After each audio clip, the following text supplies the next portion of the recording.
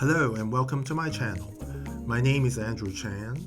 I have been growing orchids for over 30 years. I primarily grow my orchids in my back garden outdoors in Los Angeles, California. In this first episode, I am showcasing two blooming miniature Cattleya hybrid orchids. Okay, so this is what they call a primary hybrid because both of its parents are species from the wild. And both of the parents are dotted in nature, the color. This is an unregistered Potinera hybrid. If you look at the label, you can see its parents' names. Potinera is a man-made genus comprised of several related Cattleya species. Most Potineras are very easy to grow. Most of their flower colors are either red or yellow and compact. So these Cattleya orchids, a lot of them can be grown outdoors in Southern California, where I live. And our winter temperature never dropped below around 50 degrees Fahrenheit, 10 degrees Celsius. And the trick of growing Cattleyas outdoors in the winter in Southern California is to keep them dry. So not much watering, maybe once a month, otherwise they'll rot. Or alternatively, you can grow them indoors or in a greenhouse setting like I do. And they will grow faster, and you can water them a little bit more, not a whole lot more, maybe once a week at the most, depending on how you pot them. But if you grow them in a greenhouse setting like this, they'll just flower earlier and they'll grow faster.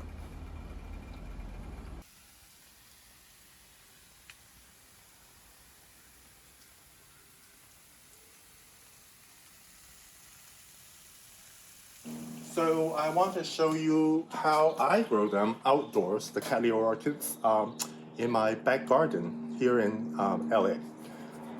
So this is my setup, and I have some automatic misters that come out comes on once every 3 days or so, or 4 days, all depends on how cool the weather is.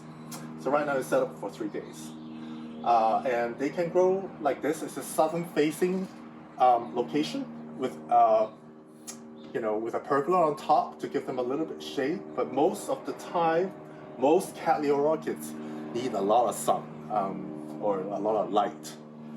You can grow them outdoors in Southern California, and in the summertime, that's how I grow them. Now, in the wintertime, they can stay in the same location with a southern exposure, and they like that strong light. The only difference is that you don't water them.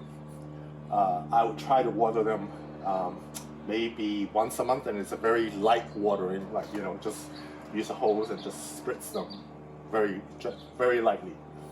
And if there's rain, I put them in the shade in a sheltered location where they won't get rained on. So it's detrimental if you have cool weather and a cold rain. They will rot like within 3 days. I also grow them with these companion air plants, and they seem to grow very well in the same environment. So there's another area. I have so many Cattleya orchids that I hang them so that they can grow outdoors. This is under a Japanese maple, and this is a south to southeast facing direction.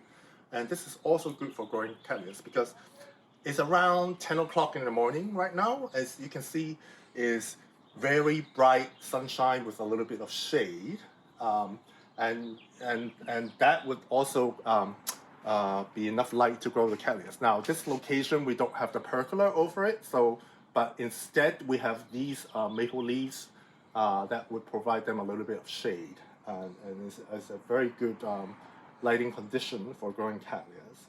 And I want to especially mention one type of Cattleyas that's very popular to grow in Southern California. This is what we call Laelia, which is a relative of Cattleyas. This is called an Laelia anceps, and it's from Mexico. is from the dry rainforests of Mexico that are seasonally dry in the wintertime. So you can grow this outdoors if you live in Southern California, and they need a lot of light and they don't like a lot of water. You can grow them like a succulent, actually. And in the wintertime, like the other cattleyas, just forget about them. And they'll flower for you come Christmas time, usually, around Christmas time. One of the things that growing orchids outdoors is to be aware of sudden light change. So especially for us in California, where the spring sunshine can be very, very strong. And these orchids in the wild, they grow in full sun. But if you all of a sudden expose them to very, very strong sunshine, they would get a leaf burn like this. See? So that happens when the surface temperature of the leaves becomes too hot for the plant to handle and they burn. If you don't burn the entire plant, there's only a few spots here, it's okay. The plant will recover. It just doesn't look good, that's all. That's another thing that I've learned about trying to prevent leaf burn in the springtime. Click like if you enjoyed the video. Subscribe to the channel if you want to see more. If you like, leave a comment below. And thank you for watching.